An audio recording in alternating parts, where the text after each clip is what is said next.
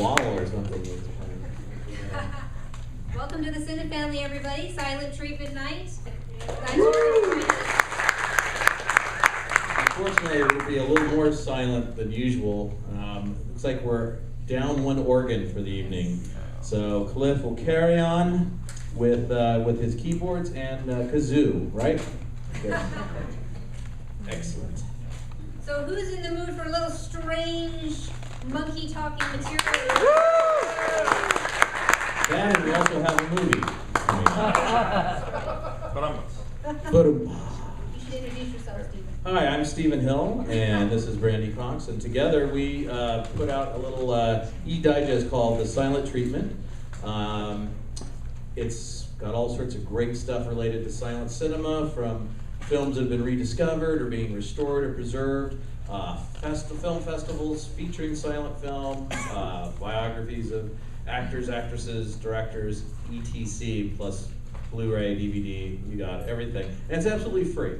So you can either, from the Cine Family website, you can link, I think there's a link that goes to our site, or you can just Google it. Silent Treatment Cinema, I think will get you the link right away. Send us an email and you're signed up. Yes, and we get more subscribers with every new release. We're so happy that everybody who is not well seasoned in silent cinema is curious enough to take about 10 minutes of their time and glance over the new DVDs and the new books and the new silence and the old silence and everything in between. It's great joy for us to learn about it, and it's even a greater joy for us to share it with you all. And it's actually silent. Thank you. It's very exciting. All right, so tonight's film, I should mention, there's stuff on the internet if you're very knowledgeable about the monkey talks. Yes, tonight's print is the only surviving material on this picture, which means it's not in the best visually top quality presentation that you usually expect with the restored pictures that we share with you as often as we can. This would be more of a preservation more than a restoration. So the film does have some serious decomp, I think, at the beginning. Okay, but there's two different ways of calling this decomp. There's film rot, in which an image is kind of, muddling away. And then there's a way in which film decomposes where the image itself is so visually washed out, blown out, that you can't see a lot of the activity that's going on. At the top of this picture, about 3 to 4 minutes at the top of this picture, it will be the most extreme amount of, it'll look like you're looking at a negative image, frankly. I mean, it's almost silvery, it's blown out. Don't worry, it's only going to happen for a few minutes. There is a monkey.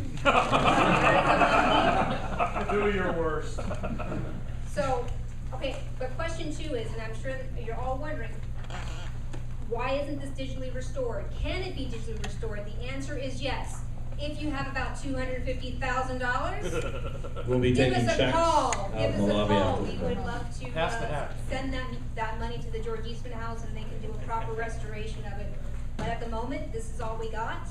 It's 60 minutes long. It's not a very long picture. We're not opening it with anything except this picture. And I think you are going to walk away regardless, though, being very happy that you showed up, because this is the rarest of the rare, right? I see some professional. Especially if you're some interested in Raoul Walsh and Raoul Walsh, yes. his directorial career. This is one of the silents that never gets screened, is not available on any sort of home theater format. So I've never seen it before either. And there's no other venue in town that really could lend itself to this sort of extreme decomposition picture. You're not going to see this at the Orpheum. You're not going to see this at the Academy. There's no way on God's green earth they would run a picture like this. So this is the place to see it. No. On that note, I do have a trivia gift for you all.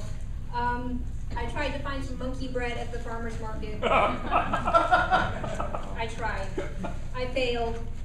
My backup was some banana bread from Dupar's. Excellent. So that is your trivia gift for tonight, and Stephen is going to swing the trivia gift, the trivia Unintended. question. Yes, go tell As you know, the director of this picture is Raoul Walsh. How many of you are actually familiar with the director? Looks like quite a few folks. If you've seen photographs of him, he's usually portrayed with a very stylish eye patch. Can anyone tell me, how did he lose his right eye?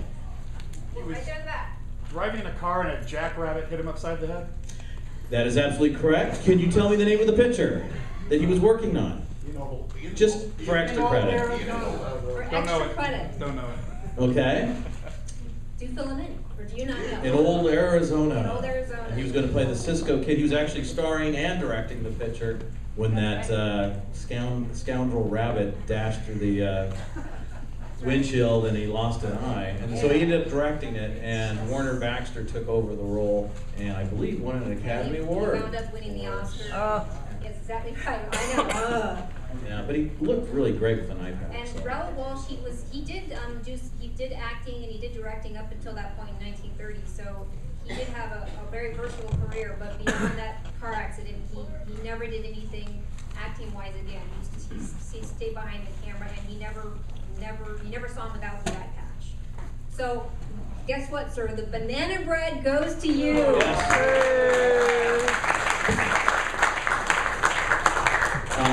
And as we conclude our little introduction here, next month we'll be showing The Phantom Carriage, and we'll have, the Sinnott family has been kind enough to put together a delightful little trailer.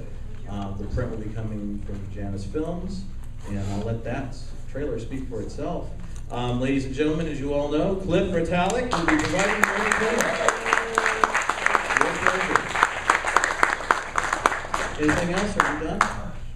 We're done, and enjoy this curio piece. Oh, you have a question? Yeah, where did the George Eastman House have this? Is that where you got it? That's correct. That's correct. They took the last surviving, I think it was a nitrate print that was decomposing, and they copied it just before the whole thing went. Is this recent? No, this was in the this is around the late 1990s, I think.